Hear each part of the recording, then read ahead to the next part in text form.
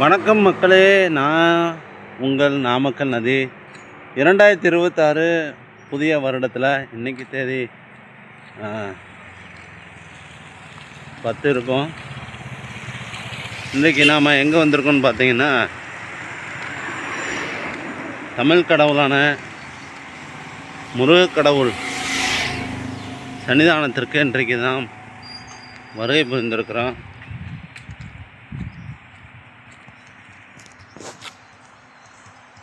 ஸ்ரீ குமார சுப்பிரமணிய சுவாமி திருக்கோயில் லக்காபுரம், அந்த திருக்கோயிலில் தான் நாம் வந்து இங்கே இருக்கிறோம்.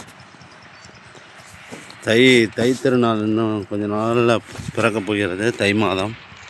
அதையொட்டி பக்தர்கள் எல்லாம் வழிபாட்டில் இருக்கிறாங்க.